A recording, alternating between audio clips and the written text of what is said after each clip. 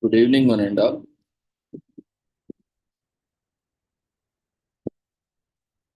We welcome you all to the International Webinar Series on Holistic Health, Well-being and Sustainable Development 2024, commemorating Azadi Ka Amrit Mahotsav, nation celebrating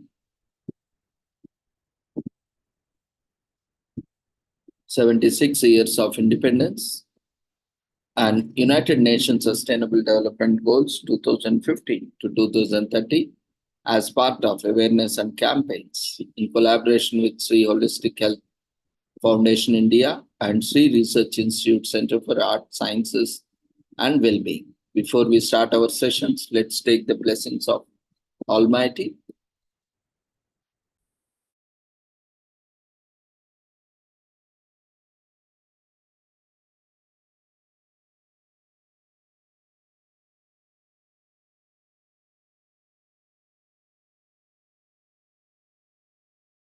कुरुत्वं कल्याणम् आरोग्यं धनसम्पदः शुभं कुरुत्वं कल्याणम् आरोग्यं धनसम्पदः शत्रुबुद्धिविनाशाय दीपज्योतिर्नमोऽस्तुते दीपज्योतिर्नमोऽस्तुते शुभं कुरुत्वं कल्याणम् आरोग्यं धनसम्पदः शुभं कुरुत्वं कल्याणम् आरोग्यं धनसम्पदः.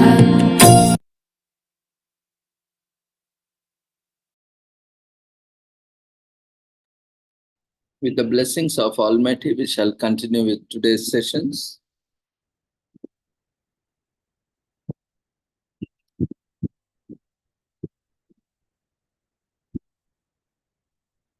So today we are commemorating World Tuna Day. Tuna and tuna-like species are approximately 40 species occurring in the Atlantic, Indian and Pacific Ocean, in the Mediterranean Sea. And in the Mediterranean Sea, tuna species account for 20% of the value of all marine capture fisheries and over 8% of all globally traded seafood. In 2017, among the 7 principal tuna species, among this 33.3% of the stocks were estimated to be fished at biologically unsustainable levels. So canned tuna has been a great ally in our pantries during the pandemic, but regardless of the market exceptionalities caused by the pandemic, we cannot ignore that for a long time this product has been a victim of nutritional success. Tuna is rich in omega-3 and it also contains minerals, proteins, and vitamins, B12 among other advantages. As a result of these amazing qualities of tuna, the fish are threatened by overwhelming demand. According to the latest data, among the 7 principal tuna species, 33.3% of the stocks are estimated to be finished at biologically unsustainable levels. So, the fishing of these species are beyond the regenerative capacity of the oceans. So, this is why December 2016, the United Nations General Assembly voted to officially observe World Tuna Day. The move underlines the importance of the conservation management to ensure that we have systems in place to prevent tuna stocks from crashing. Many countries depend heavily on tuna resources for food and security and nutrition, economic development, employment, government revenue, livelihoods, culture, and recreation. FAO's Common Oceans Tuna Project aims to ensure that all major tuna stocks are fished at sustainable levels by 2027. This ambitious goal is part of its efforts towards more sustainable tuna fishing and biodiversity conservation. From 2014 to 2019, the Common Oceans Tuna Project helped reduce number of tuna stocks experiencing overfishing from 13 to 5.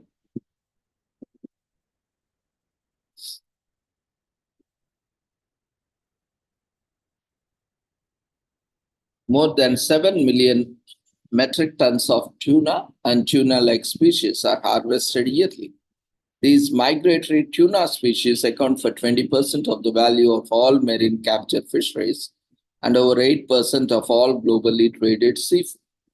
Within that information in mind, we need to recognize the critical role of tuna in sustainable development, food security, economic opportunity, and the livelihoods of people around the world. Stopping overfishing of the vital importance. Yet the Food and Agriculture Organization of the United Nations notes that market demand for tuna is still high and that the significant overcapacity of tuna fishing fleets remains. Addressing the decline in tuna stocks resulting from overfishing in the world's ocean, the UN Legal Council emphasizes the critical importance of effectively implementing the international legal framework as reflected in the UN Convention on the Law of Sea, widely known as UNCLOS, which has been strengthened by the Code of Conduct for Sustainable Fishery, the UN Fish Stocks Agreement recommendations of its review conference, Annual General Assembly resolutions on sustainable fisheries, as well as the other efforts by the international community at the global, regional, and national levels. At present, over 96 countries are involved in the conservation and management of tuna, which has an annual value of almost 10 billion USD. And some FAO relevant programs have started giving positive results in reducing overfishing. So let's be optimistic about the tuna of tomorrow.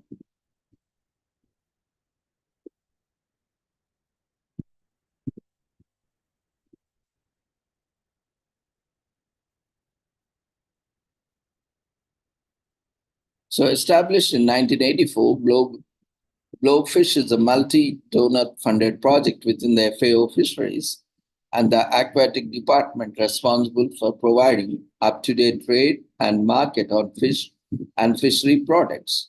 Globefish promotes and facilitates information exchange among the seafood industry, governments, academia, and stakeholders worldwide. Check it out for more information related to tuna markets on official sources. Umar Papalia, the sustainable tuna fisherman, without sustainable fisheries, tuna will be lost to history. I'm taking these steps now to ensure our children and grandchildren can still enjoy tuna, says Umar. This traditional fisherman in Indonesia has been fishing for over 15 years. He starts his day at 4:30 in the morning, catching the squid bait he needs to attract tuna. A small-scale Indonesian tuna fishery became the first in the country to hold Fair Trade and MSC 2 certifications for sustainable fishing practices.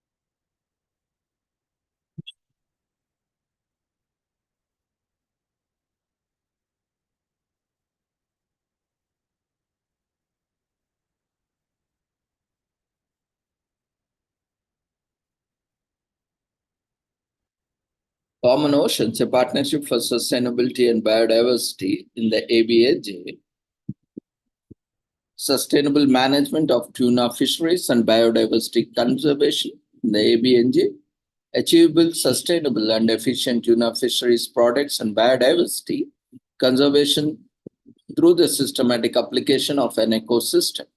The project focuses on 3 areas: supporting implementation of sustainable and efficient fisheries management and fishing practices, reducing illegal, unreported, and unregulated IUU fishing through strengthened and harmonizing monitoring, control, and surveillance (MCS), reducing ecosystem impacts from tuna fishing, including effects on bycatch and associated species. Approximately 7 million tons of tuna and tuna-like species are landed yearly, which accounts for about 8% of the yearly total catches of global capture fisheries. The management of highly migratory tuna and other tuna-like species are under the direct responsibility of the 5 Tuna Regional Fisheries Management Organization, TRFMOs. Over 96 countries are involved in the conservation and management of tuna that has an annual value of almost 10 billion USD at landing. With a strong demand for tuna combined with overcapacity of fishing fleets, the status of existing tuna stocks is likely to deteriorate further if fisheries management is not improved. With collective action and partnering by all stakeholders at global, national, and regional levels, especially TRFMOs, their member countries, and the tuna industry, ABNJ fisheries and ecosystems will be able to contribute effectively to the socio-economic development and food and livelihoods, security of the million of people involved in these fisheries for the generations to come. So, working with key stakeholders, this project strives for efficiency and sustainability in tuna production and biodiversity conservation through the application of an ecosystem approach. This unique project draws together a large and diverse group of stakeholders from consumers and industry to RFMOs, NGOs, and international organizations that play important role in tuna fisheries. The partnership builds on existing collaboration to facilitate optimal use of scarce capacity and resources in order to achieve the global goals for sustainable fishing and biodiversity conservation. Certain aspects focus on all RFMOs, while other elements concentrate on priority countries, regions, and fisheries with a view towards capacity development.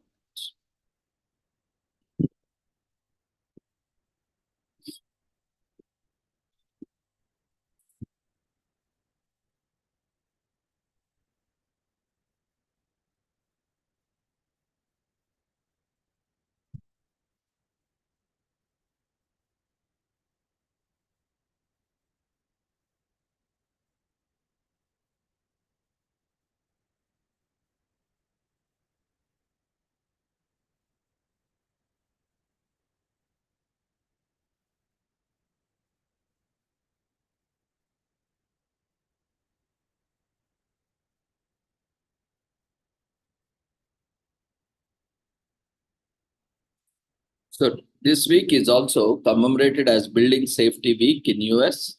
Building Safety Week takes place on the first week of May every year and runs from May 2nd to 6th. It stands as an international campaign to help raise awareness about the importance of the safety of buildings by implementing and abiding by safety codes to keep the public safe. It is observed globally and is promoted by the International Code Council. It's 64,000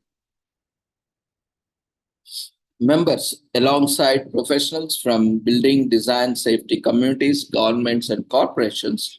These all have a common goal to promote building safety and to do so through events, briefings, and more.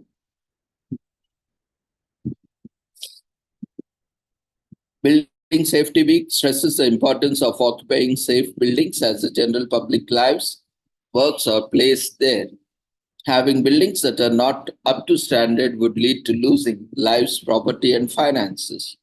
This could have a ripple effect on the other things as well. The implementation of building codes can be traced as far back as 2000 BC. During the reign of Hammurabi, the founder of ever popular Babylonian Empire, which was known for its magnificent structure, the US first established building codes in 1625 to address fire safety and specific materials as covering for roofs, which were an issue with rampant fire outbreaks. By 1630, Boston scrapped the use of chimneys made from wood and roof coverings made of thatch in a bid to curb fire outbreaks as well. This led to 1788 being the year that saw the first formal building code written in the US, in Salem to be precise, a place known for its fires. Most cities followed suit to establish building codes in the early 1800s. New Orleans became the first city in 1865 to enact a law that required the inspection of public places. Plumbing regulations became more prominent in 1880 and the elevator and hoist regulations in 1883. Steel frames soon emerged in that decade and paved the way for tall buildings and skyscrapers. The theme of Building Safety Week in 2022, Safety for All Building Codes in Action, encourages the masses to raise awareness about the importance of safe and resilient constructions. So, fire prevention, disaster mitigation, energy conservation, water safety, training, and next generation and new technologies in the construction industry.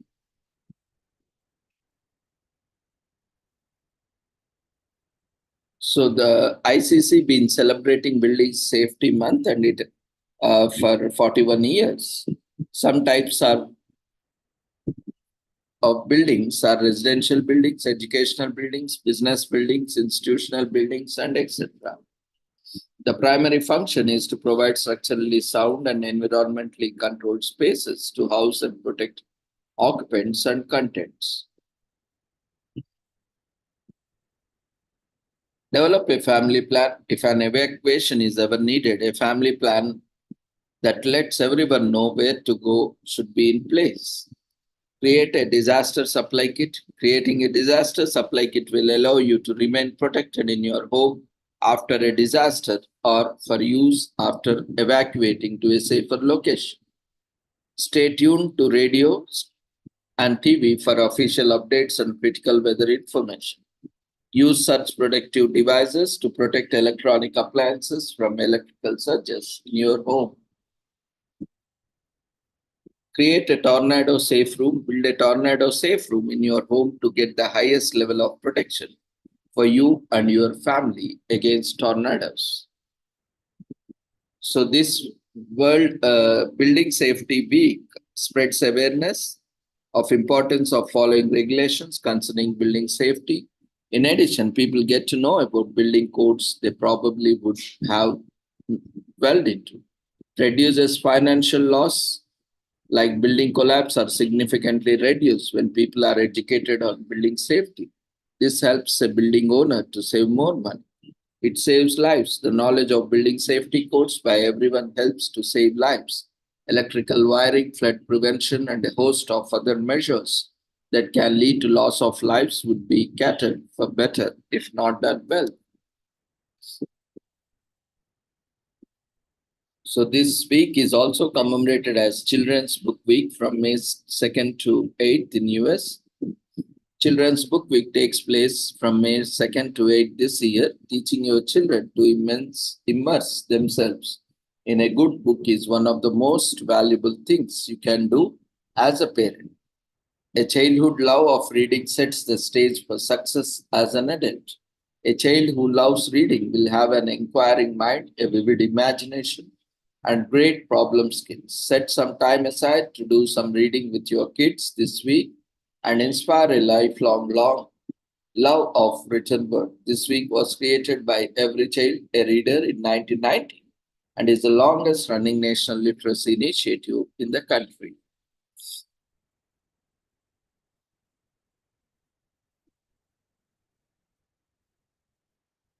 So children books as we know them today have been around since the 18th century, with the earliest genre being educational books, books on conduct and simple ABCs. This week is also commemorated as Dying Matters Week in UK from May 2nd to 6th. This annual week-long celebration encourages the observance of matters related to death, dying, and bereavement. The campaign aims to make it easy, more comfortable for people to talk about their death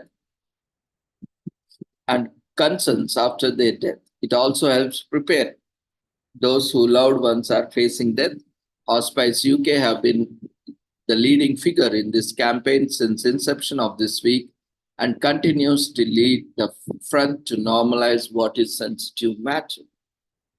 From the cradle to grave is a well known phrase we frequently hear, appearing in the books, TV shows, and movies. However, one issue is difficult to resolve or come to terms what is realization that one day our life or that of someone we hold dear will reach finally.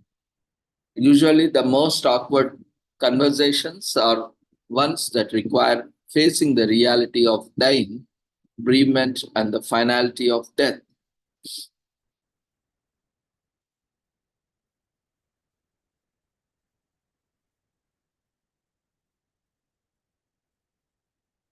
This week recognizes organizations such as Hospice UK and others like to spread awareness that take talking about dying, death, and bereavement is health. Today is also commemorated as Baby Day. They are adorable, soft, full of curiosity. A baby's smile can light up a room, melt a heart, and give a whole new meaning to life. Babies are amazing. They instill a sense of hope and joy in you, inspiring you to improve yourself as a person. Everyone has babies around them, and yours are family members, a friend, or even neighbors. And this is a day to learn how to care better for them. After all, they need all the love, care, and attention they can get.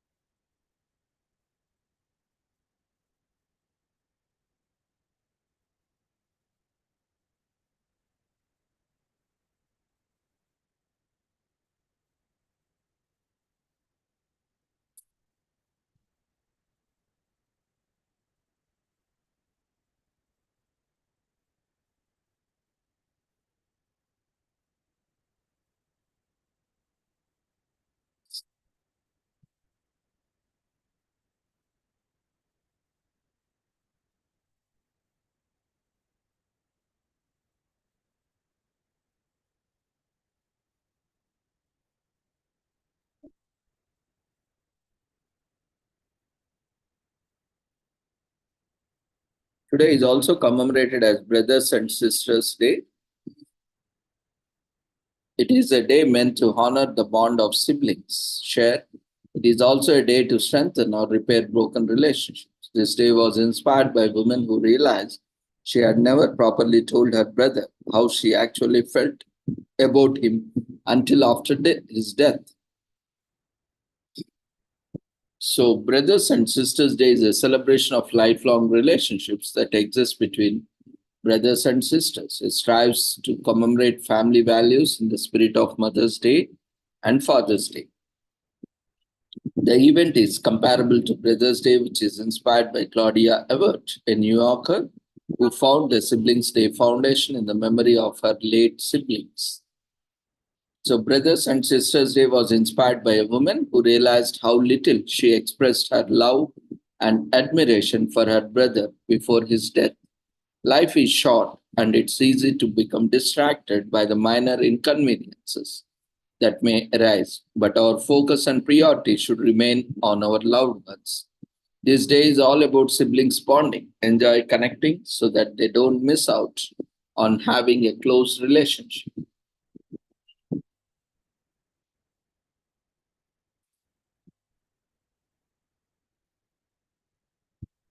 Today is also commemorated as International Scurvy Awareness Day.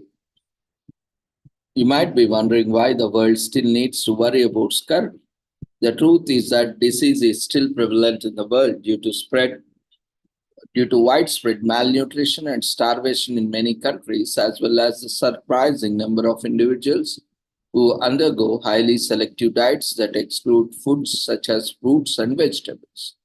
The day is also observed to pay respects to the people who endured it in the past. Their magnificent endurance shaped the world we know today. Naturally, we cannot forget those who still endure such sufferings.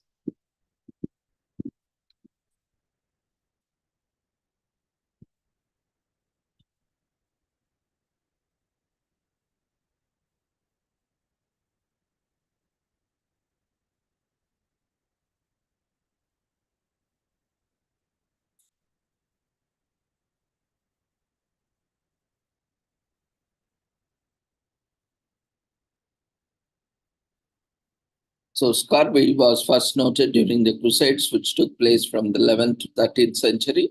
European Christian powers sent forces to conquer opposing religions. During these long journeys, it was common for the men to slowly lose their strength and develop health issues that we now know as scurvy symptoms. It was only in 1500s onwards that scurvy was recognized as an ultimately life-threatening disease after roughly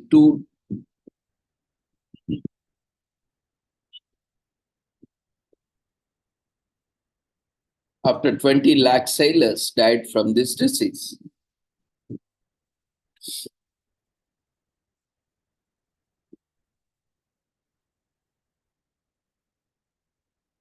Today is also commemorated as National Day of Reason in the US.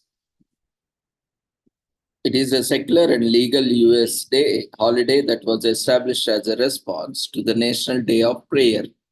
This day is for every person who does not recognize God or an established religion or faith. The key message behind this day is to provide a positive, inclusive alternative to the National Day of Prayer, valuing the separation of religion and government. At the same time, this day is also meant to build a community among the non religious in the US.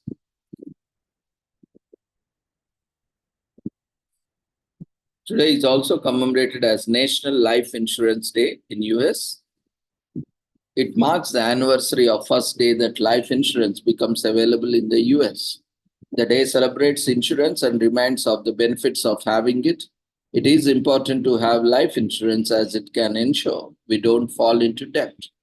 Pre-fund a child's college education, provide surviving family members with chance to move on with a clean slate and keep a business afloat for a while in the event of the death of a family member who owned a business. Life insurance makes it possible to establish an emergency fund and seek out high quality investment opportunities to build wealth while making sure that your family is taken care of. Life insurance is a security for future. Today is also commemorated as Nation Truffle Day. In US, a dictionary search of the word truffle may bring up a subterranean fungus, but that isn't what we are celebrating. Right now, we are honoring the great truffle, a beloved chocolate dessert. It comes with finger licking surprises, ranging from added fruits and nuts to cream centers. This day is also an opportunity to show off your culinary skills, to entertain friends and family. Children will take particular pleasure in this day. Just make sure to keep them away from the main stash lest they get a sugar high. Today is also commemorated as Polish Flag Day in Poland. Poles living at home and abroad welcome to the month of May with great joy as a celebration. May 1st as International Workers' Day, May 3 as Constitution Day, and May 2 as Polish National Flag Day. Although May 2nd is not a public holiday, it is treated as such by the Poles. After withstanding centuries of internal and external storms, Poland has emerged as one of the most important countries in the European Union. The auspicious day of May 2 celebrates the Republic's past struggles and strengthens the Poles for the challenges they face today.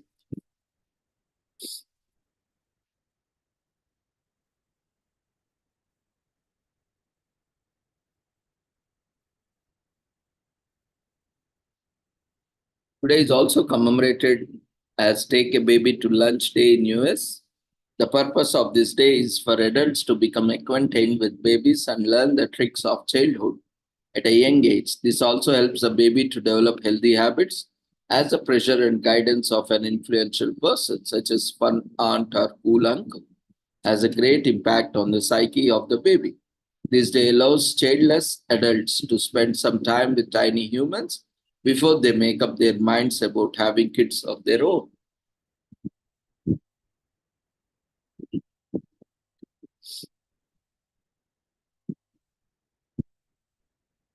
Today is also commemorated as World Password Day.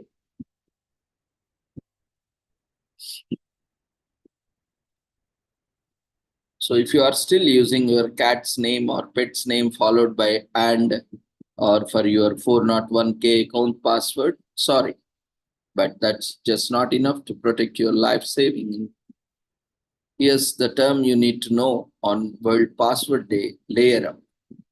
This refers to adding strong authentication to your important passwords to prevent identity theft and other cyber crimes.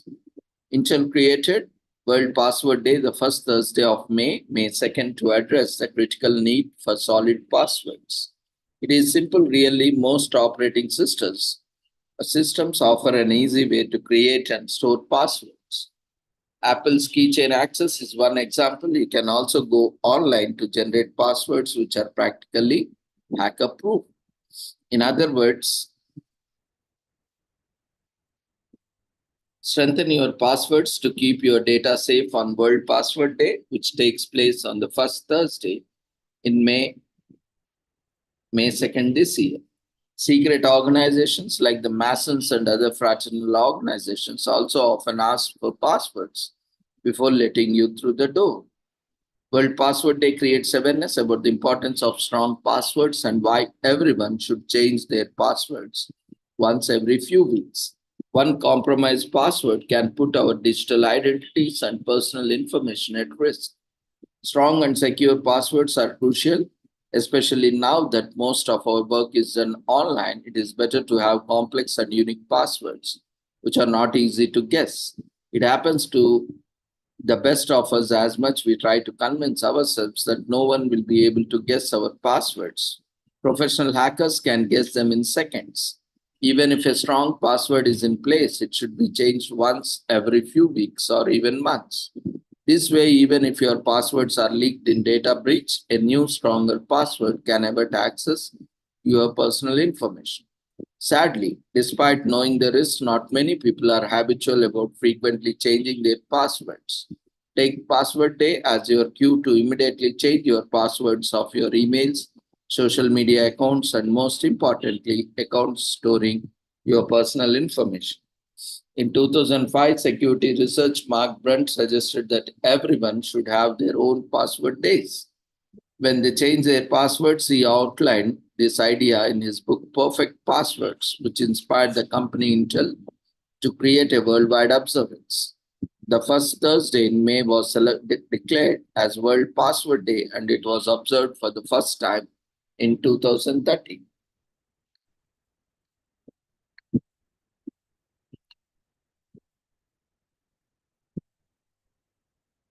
So, with this, we shall end today's commemorations. Thank you, everyone, for joining us.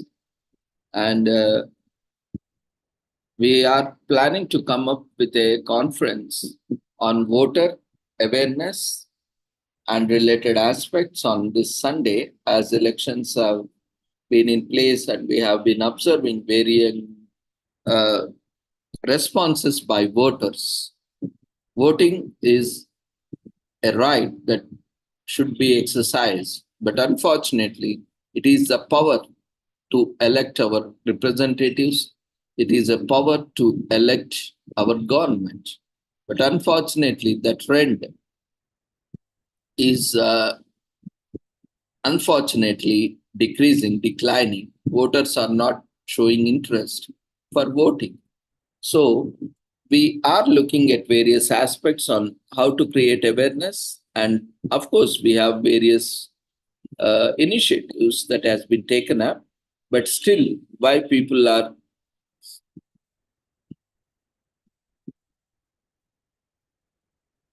moving out of voting. Now, what could be done to make more voters participate? What reforms can be taken up in the electoral system, from registration of voters to polling of votes? You can suggest some measures, or you can review the existing measures that has been taken by the election commission and various bodies, so that at least in the coming elections we can have more voters coming to vote and exercising their vote. So on these issues and topics, we are soon coming up. Maybe this Sunday, I think, or the next Sunday, we can have this conference, one-day conference. So we request everyone to widely share this information to all the participants and presenters interested, and let's create more awareness on voting and voting as a right. So we'll also invite you presentations on various aspects of voting, from registration to polling of votes, and create more awareness. And also maintaining transparency, accountability, and so on. So thank you once again, everyone, for joining us. So see you all tomorrow. Take care. Good night. And we have raised feedback form in the form of polls. We request everyone to quickly fill the feedback form before you leave the platform.